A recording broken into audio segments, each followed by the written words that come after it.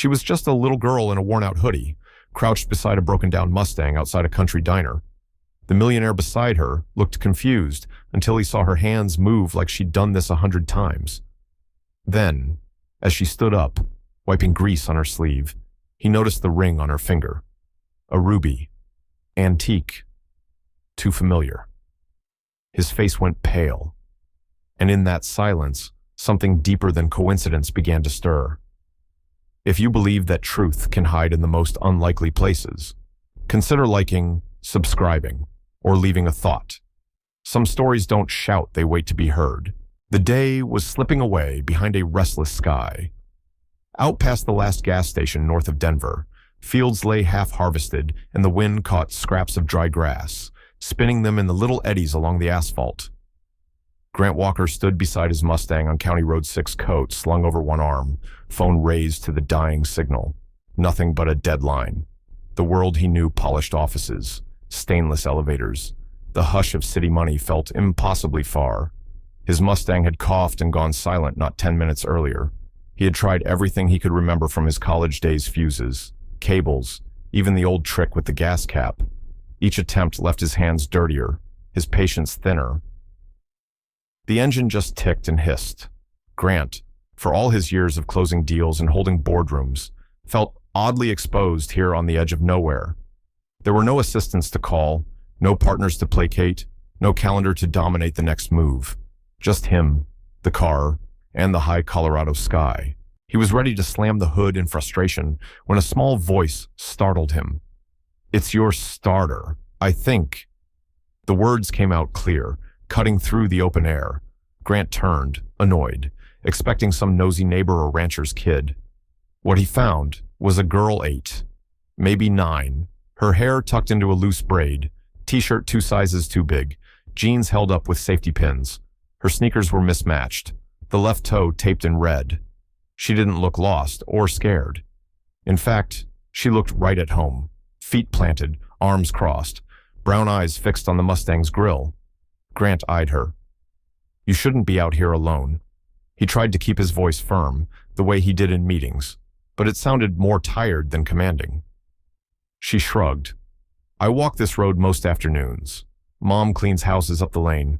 Sometimes I help." She watched him fumble with the toolkit and nodded at the battery cables. "Did you disconnect the negative before you checked the fuse?" He bristled. "I've got it handled." She didn't answer. Instead, she took a step closer, careful not to get grease on her shirt. "If you leave the battery on, you can fry the fuse. It happens to my mom's car a lot." She glanced at his hands, steady, manicured, but hesitant around engine parts. Then she spotted the multi-tool on the ground. "May I?" she asked, her voice almost polite. Grant hesitated. He was used to gatekeepers' assistance, security, locked doors.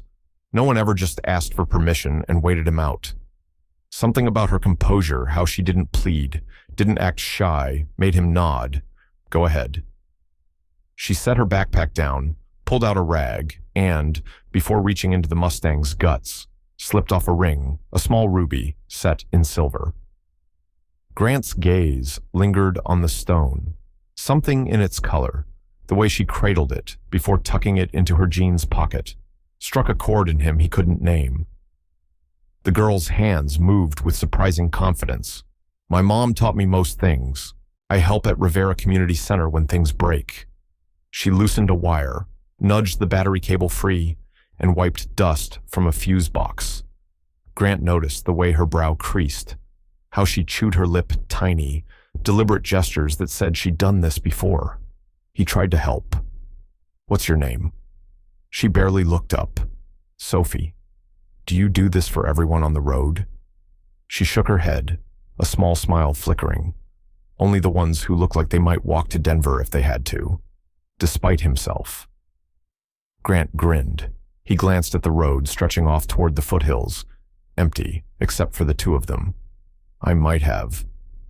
Sophie finished her check, handed him the multi-tool, and nodded at the ignition. "Now try it." He slid behind the wheel. The engine coughed, shuddered, then came to life, purring as if nothing had ever been wrong. Relief swept through him, mixed with a flicker of embarrassment. He got out, wiped his hands on a napkin. "Thank you. I owe you one." She shrugged again. "Just don't forget next time. Disconnect the battery first." He fished in his pocket for a few bills, the reflex of a man used to solving problems with money, but Sophie put up a hand, quiet but firm. "I don't want that. Just remember me, if you ever see me again." There was something in the way she said it, like she was half joking, half serious, as if she knew he wouldn't. He nodded, watching as she reached for her backpack and slipped the ruby ring back onto her finger. The stone flashed in the waning sun. Grant stared, a cold sensation creeping along his spine. That ring, he'd seen one like it, years ago, on a child's hand in a faded photograph. But the memory slipped away before he could catch it.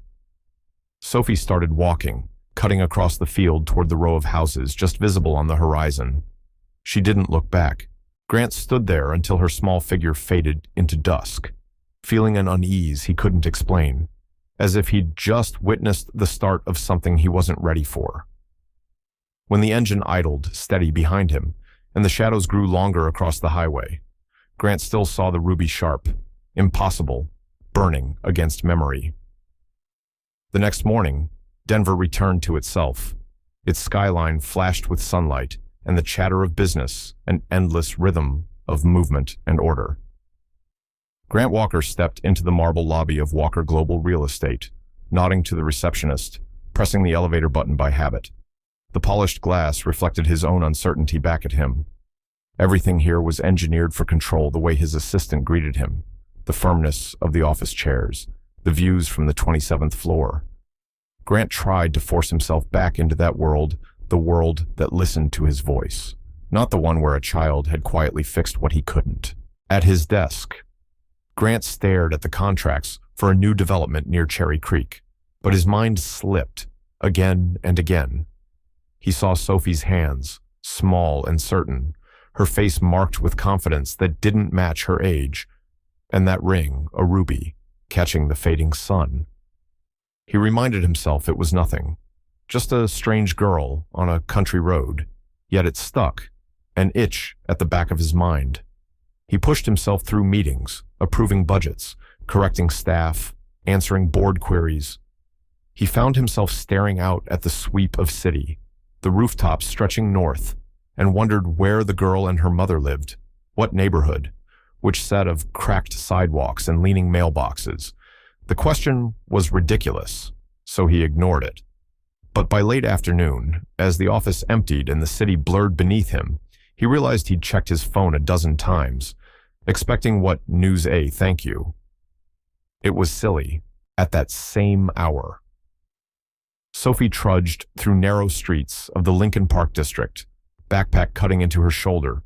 Their apartment was on the 3rd floor above a laundromat, the kind of place where the heat worked only if you begged the super, where Sophie's mother, Angela Rivera, kept a blue jar of quarters for emergencies. Sophie dumped her things by the door and helped her mother fold towels from the hotel. She watched Angela's hands calloused, quick fix a button and sign a permission slip all in the same minute. It was a quiet evening, TV muttering news in the background, dinner on the stove. Sophie thought about Grant. She tried to tell herself it wasn't important, just one more stranger passing through. Still, her thoughts returned to his suit, the tension in his face, and the strange way he looked at the ring before she put it back on. She didn't tell her mother about the encounter. She wasn't sure why. Some things didn't have words yet. Up in his penthouse, Grant tried reading a quarterly report, but the numbers slipped. He couldn't say why he felt unsettled. Maybe it was the quiet after the long day. Maybe it was the memory of a child, so different from any he'd known, her presence clinging to him long after she'd disappeared into the dusk. Night fell. Sophie brushed her teeth in the narrow bathroom, the mirror foggy from the old pipes. Angela sang softly as she braided Sophie's hair for bed, a lullaby she'd brought from California, maybe, or Mexico, or maybe just made up to fill the silence. Sophie held the ruby ring in her palm for a moment before slipping it back on. She wondered what it meant to someone like Grant. Wondered if he would even remember her tomorrow. Grant lay in bed, city lights flickering on his ceiling. He told himself it was nothing, just another day, another story he didn't need to follow. Sleep wouldn't come easy. At sunrise, he stood by his kitchen window, black coffee in hand, phone buzzing with overnight messages. He scrolled, mechanically clearing his inbox until one message stopped him. No name, just a number he didn't recognize. The message read, "Thank you for trusting me. Your Mustang should last at least 2 more years now." Sophie Grant blinked, startled. He searched his memory, trying to recall if he'd given out his number. He hadn't. Not to her, not to anyone on that road. The city looked different now, the distance between worlds suddenly feeling less certain.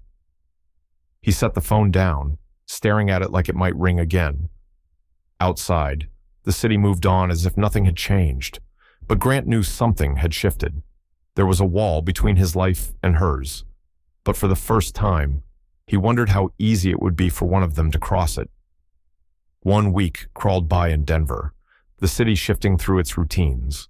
Grant Walker told himself he had put the girl and the roadside behind him. Yet the image of Sophie lingered, the set of her jaw, the flash of her ring, the way she stepped back into the dusk as if she'd always belonged there. He buried himself in work, endless calls with partners in Chicago and Dallas, site plans splayed across his desk, the soft beep of his calendar reminding him to attend the annual fundraiser at Riverbend Children's Museum. He thought of skipping it, as he often did, but the board expected him, and habit, as always, won. Riverbend Children's Museum sat near the train tracks on the south side of town, a red brick building rescued from demolition, now painted with wild murals and sun-faded words, dream, build, belong. Grant entered with the others' donors, city councilmen, community organizers, each of them wearing some version of the same business casual armor. He moved through the lobby, glancing at the art projects taped to the wall, careful not to seem out of place, though he always felt he was. As the program began, a voice piped through the speakers, clear and steady. "If you'll follow me, I'll show you our engineering exhibit." Grant looked up, surprised. There was Sophie, her hair neatly braided, a faded blue Riverbend t-shirt pulled over her clothes. She stood by the door to the machine room, waving for everyone to follow. Grant hesitated, hidden at the back of the group. Sophie's eyes passed over him, pausing for a heartbeat, then moved on. The room filled with adults, some whispering about budgets, others scrolling on their phones. Sophie didn't flinch. She explained how the children restored donated engines, repurposed old bicycles, learned to build from scraps. She showed a battered drill press she'd fixed, the bits of copper wire, the labels she'd written in careful block letters. "Okay, one donor, a heavy-set man with a rotary pin, snorted. And who taught you all this?" His tone was skeptical, dismissive. "You learned that, on the street." The air tightened. Grant watched Sophie's spine straighten. "My mother and the volunteers here, some of us don't have much, but we know how to make things work." There was a quiet pride in her voice, unbending. The donor smirked, but Grant surprised himself. He spoke up, voice even. "It takes resourcefulness to keep old things running. Maybe we could all learn something from her." Heads turned. The crowd shifted, murmurs skittering across the floor. Sophie gave Grant a brief look, something complicated flickering in her eyes. Was it gratitude, embarrassment, suspicion? She went on with her tour, undeterred. As the group filtered into the next room, Sophie lingered behind, fiddling with a box of screws. Grant drifted over. For a moment, neither said anything. Sophie glanced up. "You didn't have to do that." Grant shrugged. "Maybe I did." Sophie tucked a stray hair behind her ear, a small defiance in the gesture. "They don't know me. They just see a kid from Lincoln Park." Her voice was soft, almost tired for someone so young. Grant hesitated. People see what they want to see. Doesn't mean it's true. She studied him, eyes older than her years. "That's easy for you to say." He didn't argue. They stood in silence, the hum of voices in the next room fading. Outside, a train rattled by, its horn echoing in the rafters. Sophie turned away, gathering her tools. Grant lingered, suddenly aware that he didn't want to leave just yet. When the exhibit wrapped up, Grant left his business card at the front desk, telling himself it was out of courtesy. As he stepped out into the cool afternoon, he glanced back through the museum's glass doors. Sophie was there, watching him go, a faint smile on her lips that he couldn't quite read. Walking back to his car, Grant felt the first hint of a question that wouldn't let go. Who was this girl? Really, and why did he care? Grant Walker sat alone at his desk that night, the Denver skyline spread below like a grid of distant stars. The hum of Walker Global's security system was the only sound. He should have been reviewing numbers for the new acquisition on Colfax, but his mind kept drifting again and again to the girl at Riverbend Museum and to the glint of red on her finger. The ring. It gnawed at him in a way he couldn't explain. He waited until after midnight, when the city slowed and voices grew thin. He unlocked the bottom drawer of his private safe, taking out a faded velvet box that hadn't seen daylight in years. He opened it, hands steady but heart thumping hard. Inside was a photograph, two children in matching blue overalls, his arm thrown around his little sister, her grin wild and bright. Lily. He stared at the image, then at the gap in the jewelry slot beside it, where a tiny ruby ring had once sat. A ring, just like the one Sophie wore. Grant's mind spun back through time. He remembered the day Lily vanished, her bed still made, her favorite bear abandoned on the windowsill. He remembered how the family changed, how the silence grew louder, how the adults never said her name after the first winter passed. For years, he had believed she was gone for good. Now, Sophie's face and her ring threatened to crack open all those years of quiet, bottled grief. He pressed the ring slot closed and tried to convince himself he was overreacting. There were millions of rings like that in the world. Coincidences happened. Still, doubt gnawed at the edges. He had seen the girl's manner, the way she handled herself, the way she didn't flinch from grown men or awkward questions. It was like seeing a memory in the flesh, something both familiar and impossible. But Grant wasn't a man who chased ghosts. He locked the box again, resolved to keep these questions to himself. Across the city, in the glow of a single lamp in a small apartment, Sophie hunched over her homework. Her mother, Angela, was asleep on the worn couch. Sophie had the ring off, spinning it between her fingers as she recited vocabulary words. The metal felt warm, comforting. Just as she set the ring on the table, her phone buzzed with an unknown number. She answered, whispering, "Don't get too close to that man." The voice on the other end said, it was a woman's voice, older, hushed, carrying an accent Sophie couldn't place. "You're safer if you stay away. Don't draw attention to yourself." Before Sophie could respond, the call ended. She stared at the phone, unease settling in her stomach. The next day, Grant tried to focus on work, but found himself distracted in every meeting.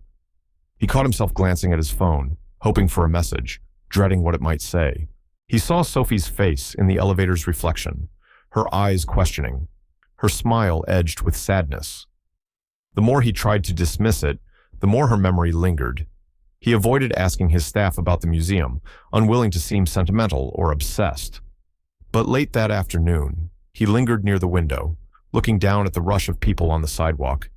Somewhere out there, a girl walked with a secret, and he could feel her presence pressing against the walls of his well-ordered world. That evening, as the office emptied, Grant took the elevator to the basement archives. He asked the archivist for the Walker family files, feigning interest in genealogy. He scanned lists of names, adoption records, birth certificates, missing person reports. Nothing matched. Lily Walker, declared missing in 2008, never found. He closed the folder, frustration rising. The facts were fixed, cold, final. Yet doubt was a living thing. It crawled under his skin as he returned home, made coffee he barely tasted, walked to the empty rooms of his penthouse with the ring's image burning in his mind. He couldn't help but wonder if fate was playing a trick or if the past was reaching out to claim him again. somewhere in Denver. Sophie stared at the same moonlit sky, ring clutched tight in her hand. She didn't know what tomorrow would bring, but she understood, for the first time, that she wasn't just carrying her own story anymore. As Grant sat by his window, city lights stretching to the mountains, he pressed his palm to the glass, feeling the cold seep in, and let the question hang between heartbeats. Had he already crossed a line he could never uncross? Morning brought a rare stillness to Denver, but Grant Walker couldn't shake the turbulence inside him. The questions had followed him into every meeting, every brief exchange with his staff. He told his assistant he needed to make a donation review at Riverbend Children's Museum, but the real reason was gnawing at him. He needed to see Sophie again, needed to ask what the ring truly meant and why her eyes held the weight of so many silent stories. The museum's halls were quieter on weekdays. Paintings by children lined the corridors. In the back, the maintenance room smelled of machine oil and the earthy tang of old rubber. Grant paused at the doorway. Sophie was crouched by a battered blue bicycle, sleeves rolled up, a wrench balanced in her small hand. A boy in a wheelchair, maybe 6 or 7, watched her, eyes wide with hope. Sophie worked in silence, fingers moving with the kind of careful patience born from doing things the hard way. She tightened a bolt, adjusted the chain, and checked the brakes before stepping back. The boy grinned, testing the wheels. Sophie's lips curved, but Grant noticed the tension in her shoulders. She hadn't seen him yet. He cleared his throat gently. Sophie looked up, caught off guard, then schooled her features to calm. Grant smiled, gentle but unsure. "You do good work," he said, nodding at the bicycle. Sophie wiped her hands on her jeans. "It's nothing. Most of these bikes just need time, not money." Grant hesitated, then took a seat on a battered stool nearby. "That ring you wear, is it special to you?" His tone was careful, softer than he intended. Sophie's eyes flashed with something close to fear, then settled. She looked away, voice dropping. "It was my mother's. She got it from a family she worked for a long time ago. She kept it, even when we had to leave fast. She always told me it meant something important, but never explained." Grant swallowed. The Walkers. Was that the family? Sophie nodded. She used to work for them. Yes. Before everything changed. Before Lily was gone. The room grew quiet. Grant felt the air shift between them. He wanted to offer comfort, but his own memories were too tangled, too raw. He realized that Sophie didn't ask for pity. She seemed carved by survival, by a kind of resolve that belied her age. Trying to change the subject, he asked about her work at the museum. Sophie told him how the program started, how she'd been sick as a child, and the bills nearly broke her family. The hospital, she said, didn't care that her mother worked double shifts. When the money ran out, a neighbor brought them to Riverbend. "People helped us here," she said, voice steady, "but it wasn't charity. We all fixed something, sometimes bikes, sometimes just a broken window." Grant listened, absorbing every word. For the first time, he didn't see a child needing rescue, but someone who fought her way forward with dignity. He wondered what he would have become if he'd been born on the other side of the city, if he'd ever known what it was to go to bed hungry, to be scared a knock at the door meant losing everything. He stood, unsure what to say. The weight of old grief pressed in. Finally. He put a hand gently on Sophie's shoulder, a gesture of respect, not comfort. His voice came out low. "You remind me of someone I lost. I don't think she would have given up, either." Sophie's face softened, a flash of gratitude and longing crossing her eyes.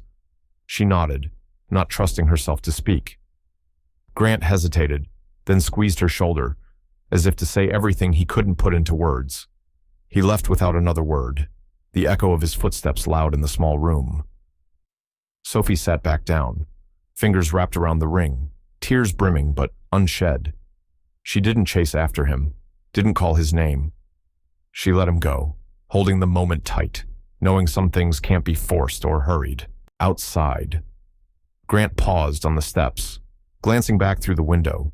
For a second, he saw his sister's face instead of Sophie's. The ache in his chest was old, familiar.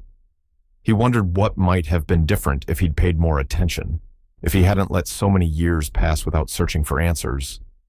Inside, Sophie wiped her face, turned back to the next broken bike, and got to work. In the quiet, the world felt heavier, but the act of fixing something, however small, made it bearable. Saturday brought the city a breath of autumn, sunlight dappling the red bricks of Riverbend Children's Museum. It was the kind of morning that felt full of promise and, for once, Grant Walker arrived not as a donor or a man with a calendar, but simply as someone who wanted to help. He'd followed the tug inside him all week, pushing past the polite excuses he usually gave. Instead of just signing a check, Grant offered to stay and volunteer for the Community Science Day, quietly arranging a modest donation for the museum's battered maintenance fund. The main hall buzzed with the laughter of children and the shouts of volunteers trying to keep up. Grant drifted to the back where Sophie was unpacking battered robot kits, sorting bits of wire and plastic into neat piles. She greeted him with a nod. No surprise, no ceremony, just the acceptance of someone who's learned to rely on herself. Grant rolled up his sleeves, awkward but determined. "Need another pair of hands?" he asked. Sophie handed him a screwdriver, and for a moment their hands touched, her small palm warm and sure. "You can help with the wheels," she said, offering no more instructions than that. Grant fumbled at first, earning a patient smile from Sophie as she gently corrected his grip. "Like this," she said, moving his fingers, her eyes full of quiet encouragement. There was no judgment, only patience. As the day wore on, their small team of two became a quiet partnership. Sophie explained circuitry and let Grant test the motors. He fetched extra batteries, handed her the right tools, and, every now and then, managed a joke that coaxed a real laugh out of her. When a group of younger children crowded around, Sophie gave Grant the job of holding parts in place as she explained how a sensor worked. He watched her, seeing not a child, but someone with a gift, a teacher in the making. Mid-afternoon, just as the main room filled for the weekend presentation, panic broke out. The museum's ancient projector, central to the show, had shorted out. The staff scrambled, and Grant saw the frustration flicker on Sophie's face. "We can fix it," she whispered, as if letting him in on a secret. "Together." They crouched under the rickety AV cart, Sophie guiding his hands as they traced wires and swapped fuses. He listened, learned, let himself be led. When the projector finally hummed to life, a cheer erupted from the kids crowded on the carpet. Grant and Sophie looked at each other, grinning sweat and dust on their faces, pride glowing between them. The presentation began, the repaired projector casting colors on the wall. Grant found himself sitting cross-legged among the kids, laughter bubbling up in him as Sophie narrated the robot demonstration, her voice steady and full of spark. He realized, with a small shock, that he felt at home here, not just tolerated but needed. Sophie sat beside him, feet swinging, a smile softening her whole face. Outside the main hall, Grace Parker, museum director, a woman who trusted, slowly stood half-hidden by the doorframe. She'd watched the new volunteer from a distance, always skeptical of big donors who offered more than money, but seeing Grant covered in grease, his suit jacket abandoned, working shoulder to shoulder with Sophie and listening intently as she explained the simplest circuit. Grace's doubts shifted. She watched the two laugh together, watched Sophie look at Grant with real trust, and wondered if maybe the lines between worlds were thinner than she'd once believed. When the event wrapped up and the last of the children filtered out, Grant and Sophie lingered, packing away the tools.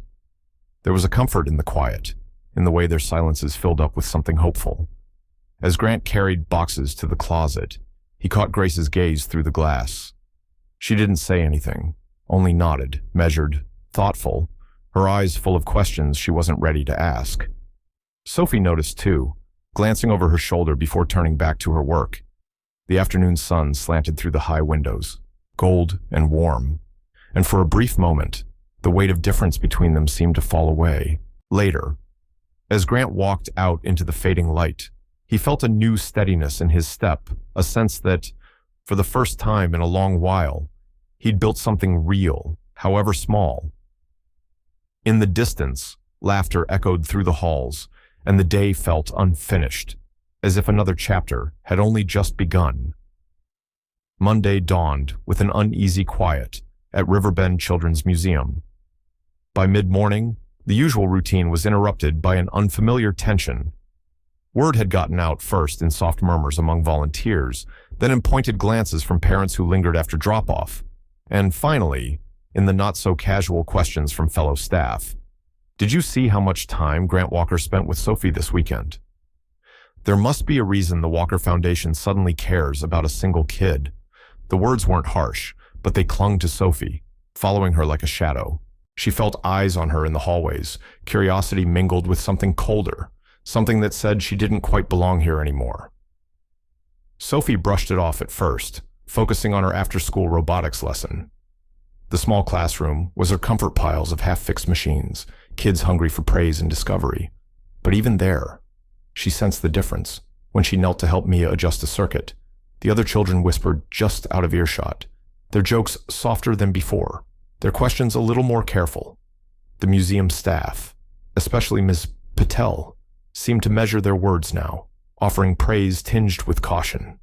At home, Angela noticed the change.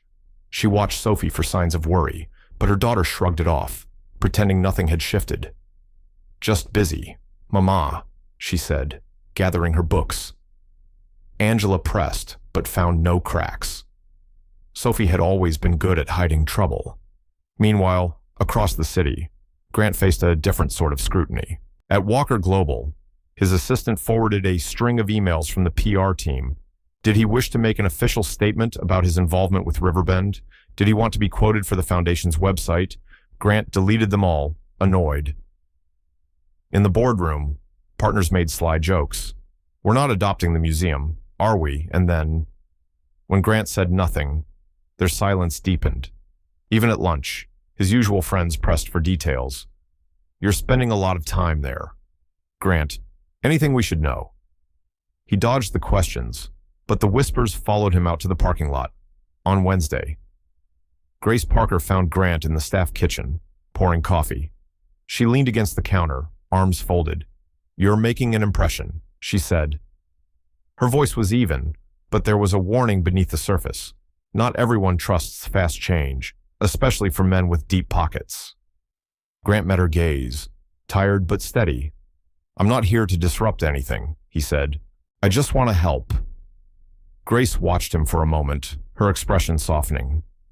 "You'll have to prove that," she said, and left it at that. That afternoon, Sophie did her best to disappear into work, head bent over circuit diagrams. She barely looked up when Grant stopped by her table, his hands shoved awkwardly into his jacket pockets. The room was empty, except for them. He cleared his throat. "I have to ask, would you like to come with me to a dinner next Friday, the Denver Grand? It's a fundraiser for the museum, but also a chance to meet some people, see what this world looks like from the inside." Sophie hesitated, caught off guard. The idea of leaving her world, of stepping into the glittering, unknown halls of Denver's richest hotel, filled her with equal parts curiosity and dread. She remembered the looks from the others, the way whispers trailed her in every room. Grant noticed her pause and softened his voice. "You don't have to, but I think you belong there as much as anyone."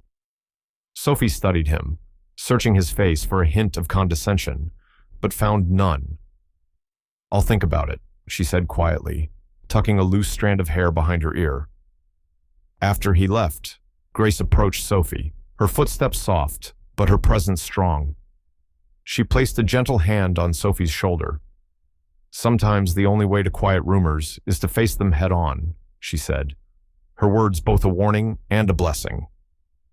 The invitation sat heavy in Sophie's backpack as she walked home. That night, after dinner, she held it in her hands, ivory card, black ink, her name written in careful script.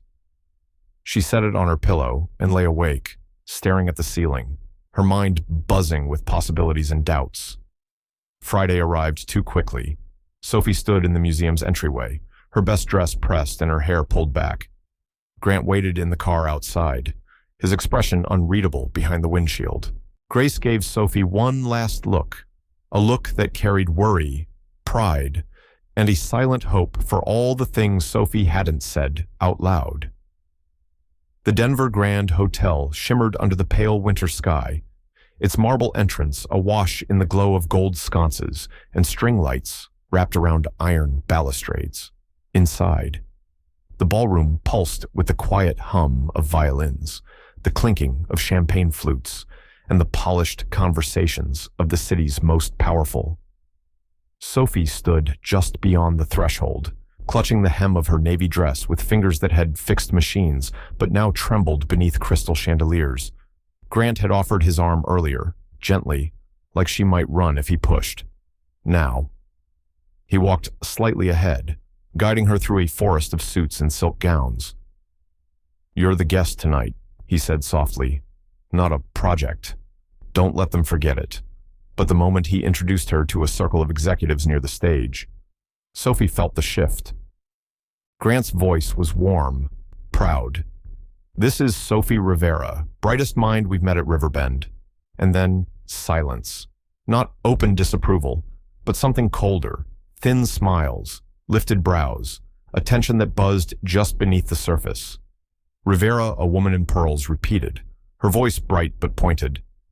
"That's not a Denver name I've heard before." Another man, older and louder, chuckled. "Rivera, not from the West Side." I hope the group laughed politely. Grant's jaw stiffened, his eyes scanning Sophie's face. But she said nothing. She stood still, holding her ground, even as the warmth drained from her cheeks. "Actually," she said calmly, "I'm from the East Park neighborhood. My mom's a mechanic. I fix robots, not silver spoons." There was a pause. Someone coughed. Another sip of wine. Then the conversation pivoted vacation homes, market trends. Sophie slipped away from the circle and wandered through the edge of the room, drawn to the far corner where the children from Riverbend had their small exhibit. Among them stood a thin boy named Aaron, who had struggled to speak since his father's death. "Tonight." He held out a crumpled piece of paper with both hands.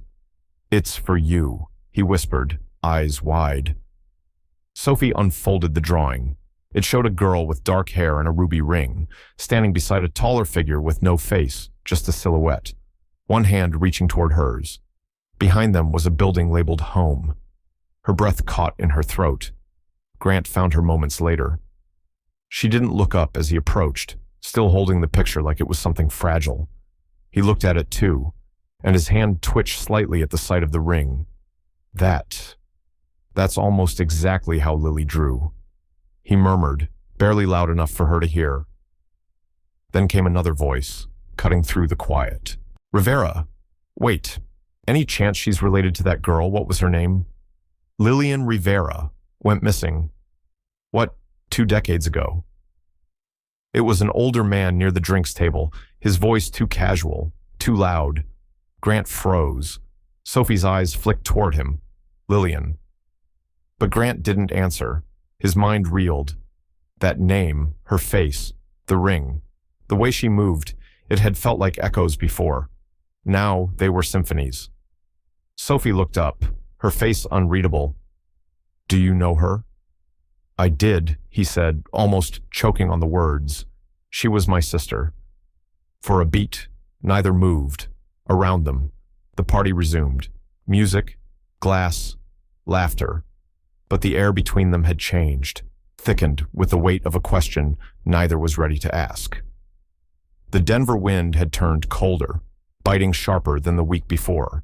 Inside the Riverbend Museum's back workshop, Sophie kept the heater on low and the lights dim. Tools clinked quietly as she adjusted a small robotic arm for the weekend display. But her movements lacked the usual rhythm. There was too much noise in her chest. Her fingers trembled slightly when she tried to screw in the final joint. She dropped the tiny wrench and didn't pick it up. She hadn't spoken to Grant since the night at the Denver Grand. When he walked into the workshop 2 days later, he didn't knock. He hesitated at the door, holding a box of spare parts in one hand, like he needed an excuse. "Sophie," he said gently, "I didn't mean for that evening to go the way it did." She didn't turn. "I'm busy. I can see that. But we need to talk." "No," she said, her voice flat. "You need to talk. I already heard enough." Grant stepped closer. "It's not just about you and me. There are things I never understood until recently about Lily, about how she disappeared. That name." Sophie flinched, Grant noticed. He lowered the box on a side table. "My sister's disappearance tore my family apart. But it didn't start with her vanishing. It started with silence, with the way our grandfather handled everything, with what no one said out loud." Sophie turned now, slowly, arms crossed. "And what did they say about the help, about the women who worked for your family, about the kids they raised that weren't theirs?" Before Grant could answer, the door creaked open again. Mrs. Grace stood there, hands folded, eyes firm, but not unkind. "You should know," she said to Sophie. "I was there when your mother worked for the Walkers. She was quiet, kind. But after the girl disappeared, everything changed. Your mother left overnight. No notice."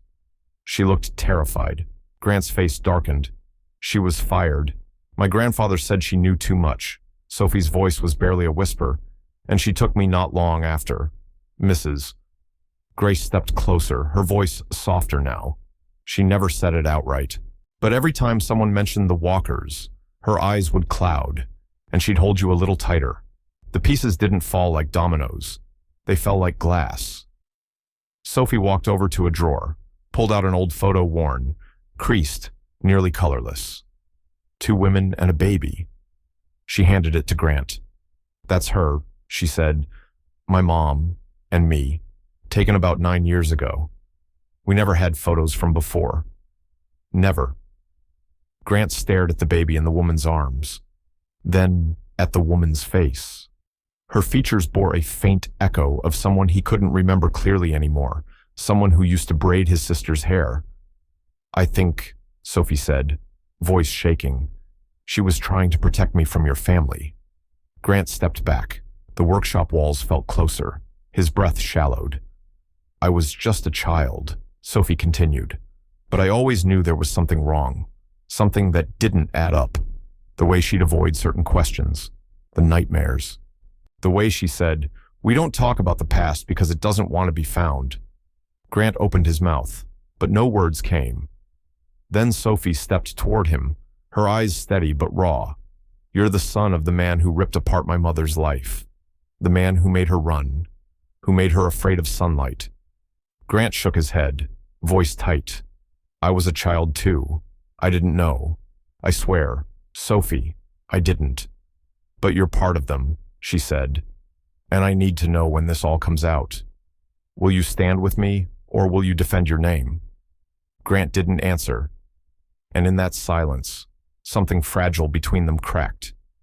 Grant sat alone in the high-rise corner office of Walker Global, blinds drawn against the afternoon glare that usually reflected off Denver's skyline. But today, light felt intrusive.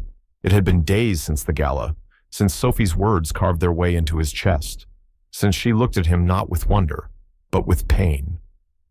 The door remained closed.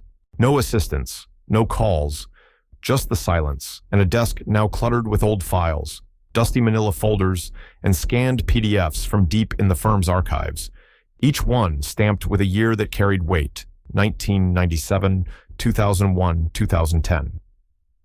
Among them, he found the sealed report from the private investigator hired by his grandfather after Lily's disappearance. He never knew it existed. The language was clinical. A list of interviews, a note on a former housekeeper leaving abruptly, a dismissed lead about a child matching Lily's age seen at a clinic on the south side, all marked irrelevant. He closed the folder, jaw tight. That evening, Grant sat across from Harold Mendez, the family's former estate lawyer, in a dimly lit diner off Colfax Avenue. The man's beard had gone white, but his mind remained sharp. "You're not the first Walker to feel something was buried," Harold said, sipping bitter coffee. but you might be the first one ready to unbury it. Did my grandfather bribe people to stay quiet? Harold didn't answer directly. He placed the folder on the table, thinner than the others, but heavier somehow. This was what your grandmother tried to hide. She always suspected Lily wasn't taken by force. Grant opened it slowly. Inside were notes from a nurse at Mercy Memorial, an unsigned intake form.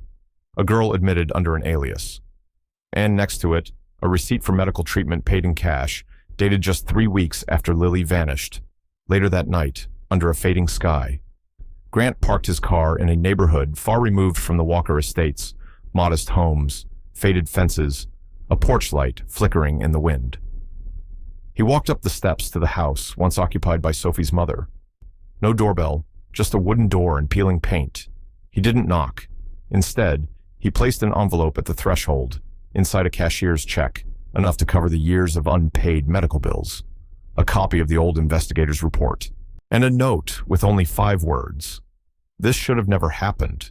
No name, no signature. Grant stood still for a long moment, then turned and left without looking back. Across town. Sophie sat by her mother's side. The woman's breathing was shallow, her frame frailer than Sophie remembered. She had declined quickly in recent weeks, but her eyes still held warmth. "I didn't want you to grow up with the fear I had," her mother said softly. "But you have questions now, and you deserve answers." From a drawer, she pulled a small tin box chipped at the edges, wrapped in a faded scarf. Alongside it, a single envelope and a key on a red string. Sophie held them like relics. Her mother didn't speak again. She simply closed her eyes. Later, alone in her room, Sophie sat cross-legged on the floor, the box in her lap. Inside were pictures black and white, some torn at the edges. A girl who looked just like her, sitting in front of a grand staircase. A woman smiling but afraid. Letters written in a script Sophie didn't recognize but felt painfully familiar. She unfolded the envelope, a letter written by her mother, dated years ago. It began, "If you're reading this, it means I couldn't keep all the ghosts away." Sophie didn't cry. She just stared at the paper, her hands still. The key lay beside her. To what? She didn't know yet. But something in her chest shifted. Sophie sat on the floor of her small bedroom, the night pressing quietly against the windows. In her lap rested the box, its metal edges cool, dented by time. She hadn't moved in hours. The air held that kind of stillness, where even her breathing felt too loud. The envelope was already torn. The key had opened a chest hidden beneath old linens in her mother's closet. But it was what lay inside that now blurred the space between memory and revelation. She took out the leather-bound journal first. The handwriting was unmistakably her mother's, shaky, slanted, but always careful, like someone afraid of being misunderstood. The entries started with daily notes, groceries, clinic visits, but then began to spiral into something heavier. I watched her sleep again tonight. One entry read, "I can't forget the look in that man's eyes when they asked us to leave, as if poverty gave them the right to choose who mattered." Beneath the journal, a stack of papers, some yellowed, others crisp, a birth certificate, clearly altered. The name Lily Walker crossed out faintly in pencil, replaced with Sophie Rivera. 2 photos, one of a baby girl sitting beside a boy no older than 5. The other of 2 twin girls in matching dresses, one smiling, one reaching for the camera. Sophie felt her breath catch. Then came the letter, folded neatly, thin like the voice that must have written it. "If a day comes when you find this," it began, "I won't be here to tell you everything, but you were born as Lily. They took you because they couldn't bear losing their name. I took you because I couldn't bear watching a child become a symbol for someone else's legacy." Tears didn't fall at first, just silence. Sophie stared at the handwriting, the way the ink trembled near the end. She traced her fingers over the words. She had always felt apart from the world around her, always a little too different to belong entirely. But she had never imagined it was because her entire identity had been rewritten. Across town, the lights still burned in Grant's office, though the building had long since emptied. The silence was a different kind of heavy there. A folder lay open on the glass desk. Grant sat motionless, reading the same sentence over and over. Subject's adoption filed under emergency guardianship. No biological confirmation attached. The DNA report followed. Negative match with Margaret and Harold Walker. A quiet confirmation to what the lawyer had hinted. Grant was not born into the legacy he'd been raised to protect. He was brought and chosen, perhaps even loved, but ultimately planted into a story already broken. He leaned back in his chair, the document trembling slightly in his hand. His eyes weren't angry, just hollowed out. Everything, the suits, the boardrooms, the generational estate, had been built on a silence no one dared disturb. He stood and walked to the window. Denver stretched out below, indifferent. For years, he had believed he was the rightful protector of the Walker legacy, but now, he wasn't even sure what legacy meant. Was it bloodlines' names carved into building entrances, or was it the people left behind, the ones no one ever looked for back in her room? Sophie clutched the ruby ring in both hands. It had always felt like a trinket oddly valuable for something found in a drawer, but now it pulsed with weight. She turned it over, noticing the tiny initials engraved on the inside. L.W. Her shoulders trembled. She didn't know if she wanted to belong to that family anymore, but part of her ached with the truth that Grant, the man who had stepped into her life like a stranger, was just as lost in the maze of lies as she was. Down the hall. The clock struck midnight. She pressed the ring against her chest, her thoughts racing not with answers, but questions she hadn't yet dared to ask aloud. The atrium of Riverbend Children's Museum was fuller than ever. Banners fluttered from the high ceilings, soft yellow light falling over rows of chairs where donors, educators, and community families gathered. There was a quiet buzz in the air more than celebration. It was the kind of weight people carried when they knew something important was about to happen. Sophie stood behind the curtain, adjusting the hem of her navy blue dress. She wasn't used to attention like this, at least not the kind that came without whispers or suspicion. Her palms were damp, the paper of her speech slightly wrinkled, but she wasn't nervous. She was ready. Across the room, Grant stood near the museum's reception desk, nodding politely to a state senator. He had come alone, no assistants, no press team.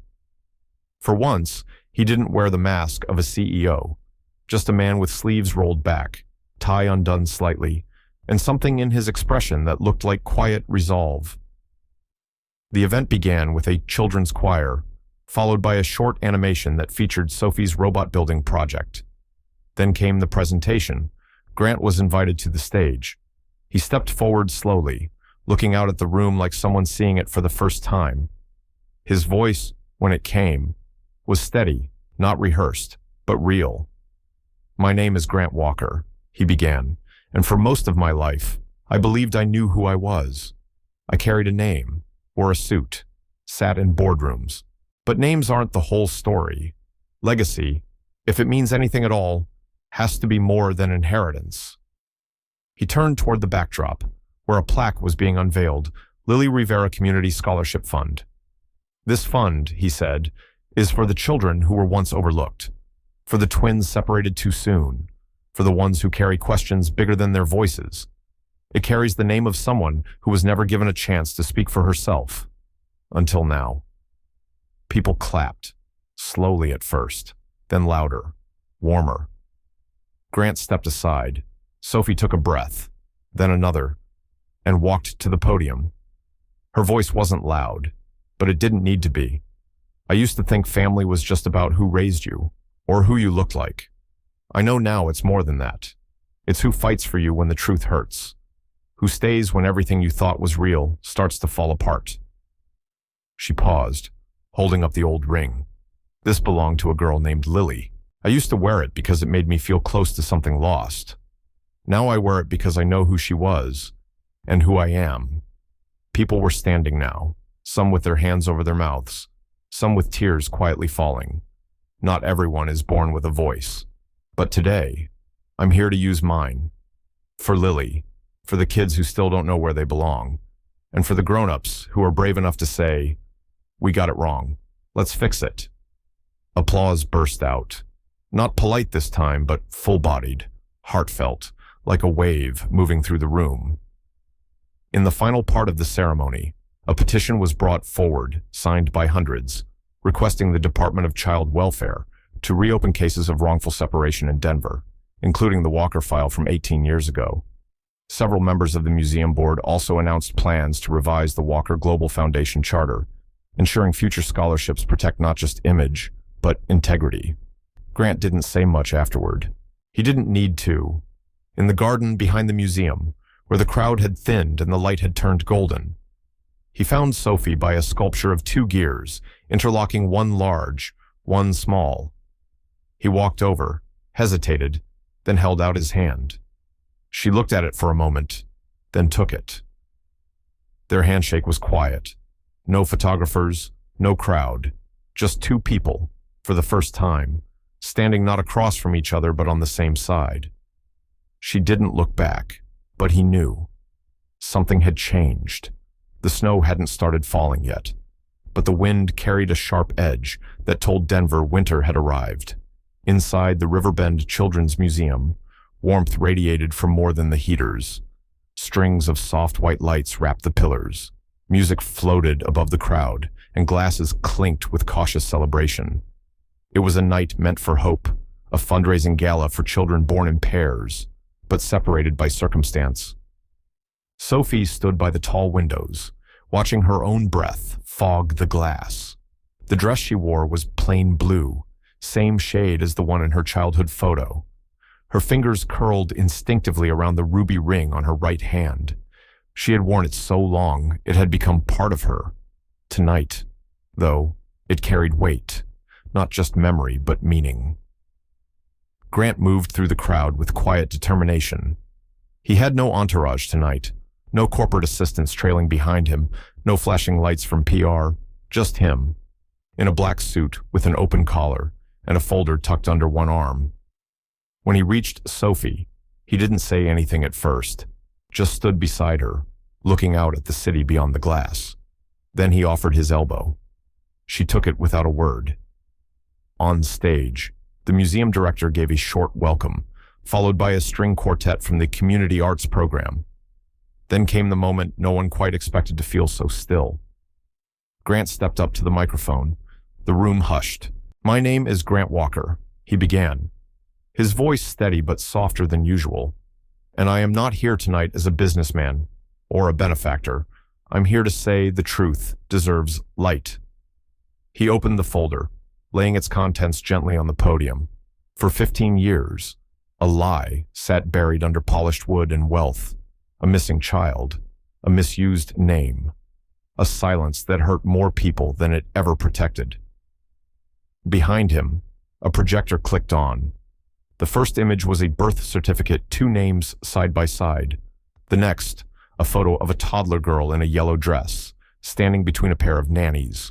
"This," Grant said, "is Lily Rivera, my sister, and the rightful heir to the Walker family name." Gasps rippled through the crowd. She didn't grow up in the house with gates and fountains. She grew up fixing broken things with hands no one expected to build so much. His eyes turned towards Sophie. "Tonight, I honor her not as a mistake to be corrected, but as someone the world should have heard from long ago." Sophie stepped up beside him, her presence calm but unshakable. "I've spent most of my life wondering where I came from," she said, "trying to stitch together stories my mother was too afraid to tell. I never wanted a title. I just wanted the truth." She held up a faded notebook. This was my mother's. She wrote down everything she was too scared to say. About the girl taken, about the silence she was forced to keep. One by one, pages were shown on the screen. The handwriting, the drawings, the medical bills rejected, the threats. A man from the board stood, voice low. This could be fabricated. Sophie looked at him, steady. So was my name. But before anyone could speak further, another figure rose. Ms. Aldridge, an older board member, known for keeping her distance. "I remember the nanny," she said. "Her name was Elena Rivera. She cried for weeks after she was dismissed. I asked why. She said, 'You'll understand when it's too late.' I think we're here now." The room shifted. Papers were passed, photos, signatures. A timeline clicked into place. What was once theory became testimony. Then, in the far corner, a man in a gray suit tapped his phone and left through the side door. No one saw who he spoke to, but his whisper, "She's speaking. You need to see this," hung in the air like the prelude to a storm. Sophie stood on stage, not triumphant, not tearful, just still. She looked at Grant. He looked at her. And for the first time, there were no roles between them, just truth. She didn't look away, but somewhere in her, something had quietly shifted.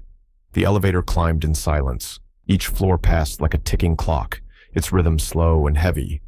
Grant stood with both hands in his pockets, his jaw tense, eyes staring straight ahead. Sophie stood beside him, shoulders square, her breath steady but shallow. She didn't ask where they were going. She already knew. The top floor of Walker Global wasn't listed on the directory.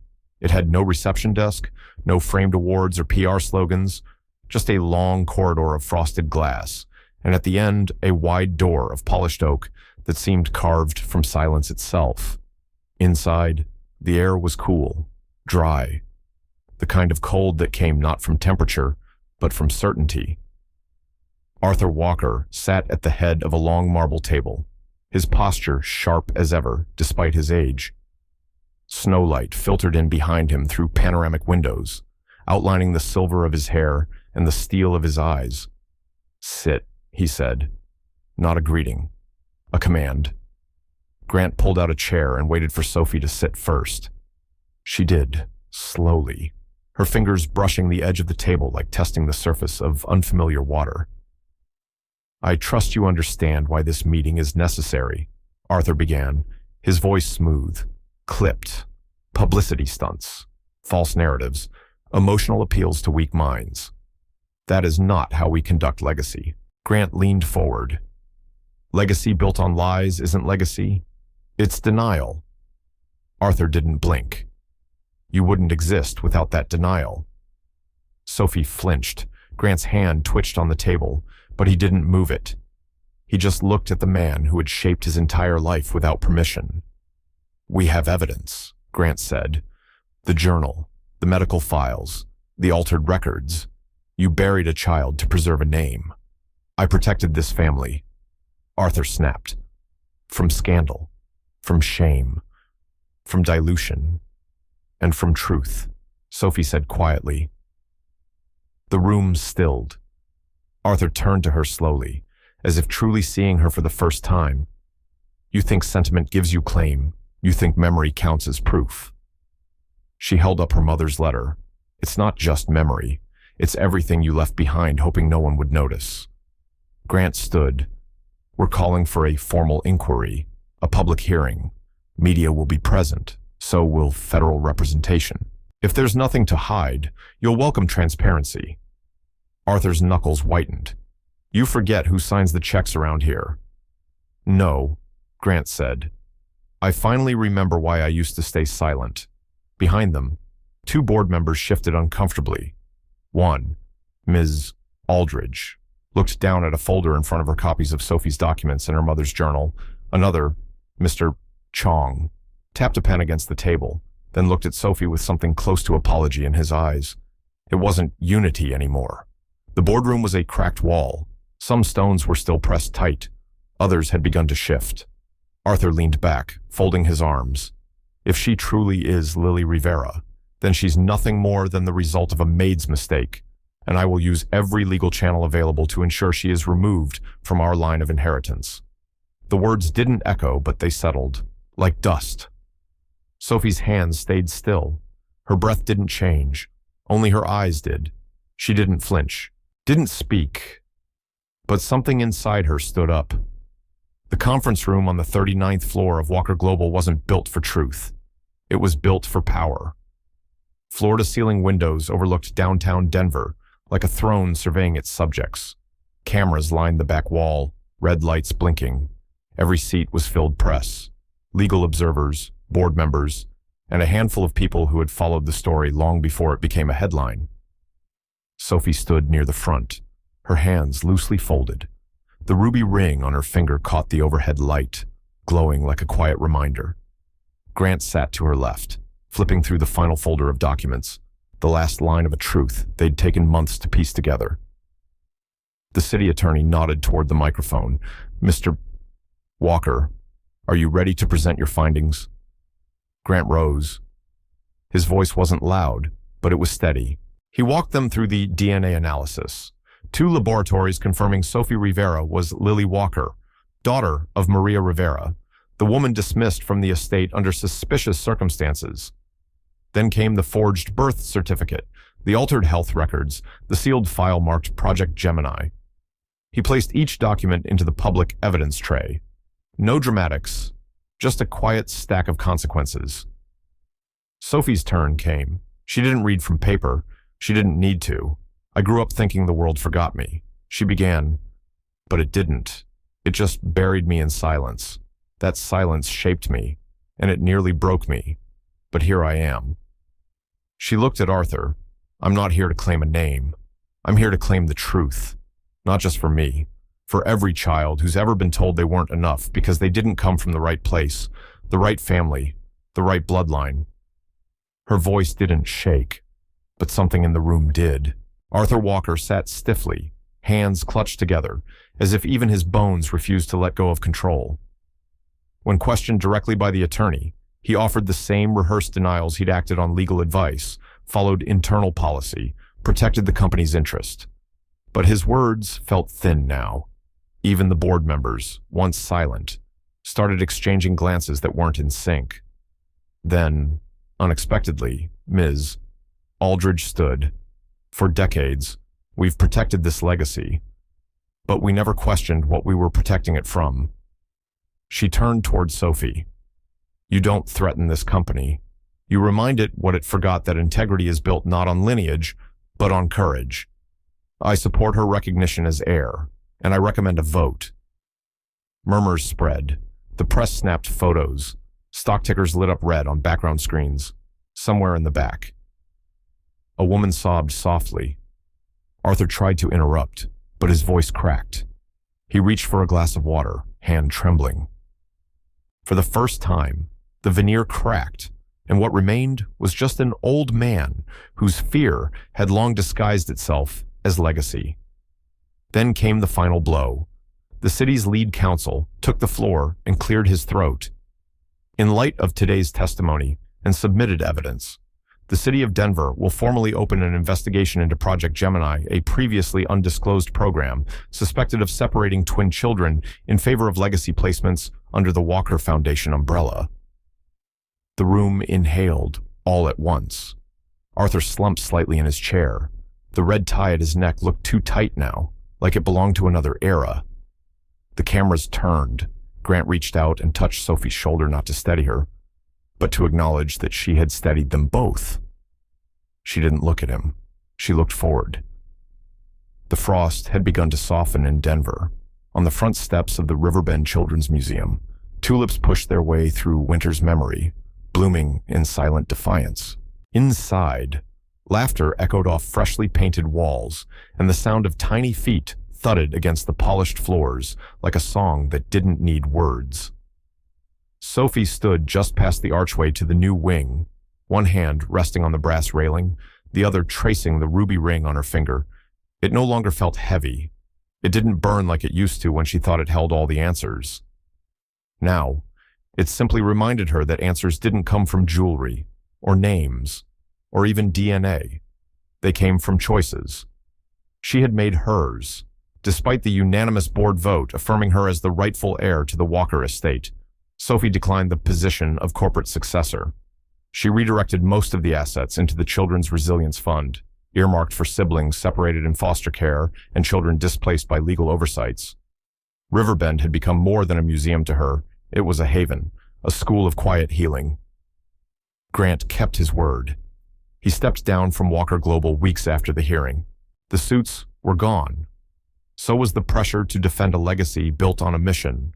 Most mornings now, he was either at the assisted living center with Sophie's adoptive mother, reading the sports page aloud, or helping repaint classrooms at Riverbend. He never asked for recognition. He just showed up. Even Mrs. Grace had changed. The once practical, cautious woman became the museum's liaison with local charities.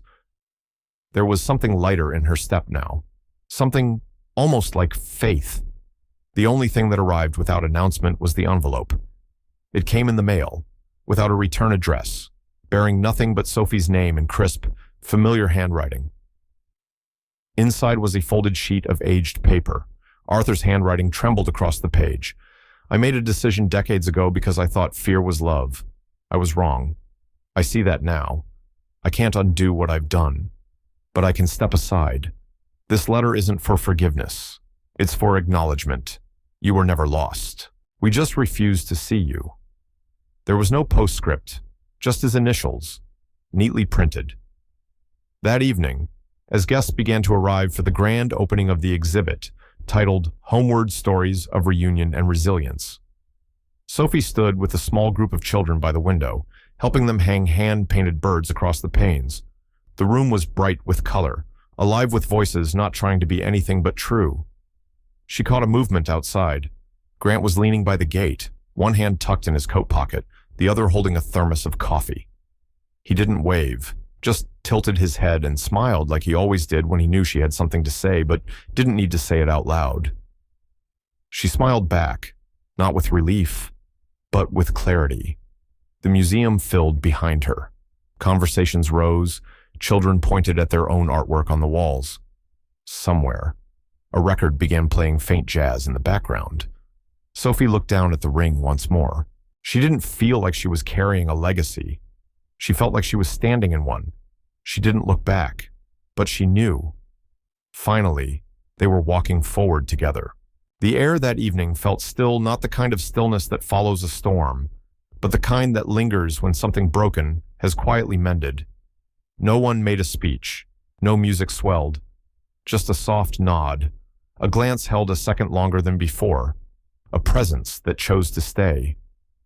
Somewhere between what was lost and what was found, they'd learned to carry both.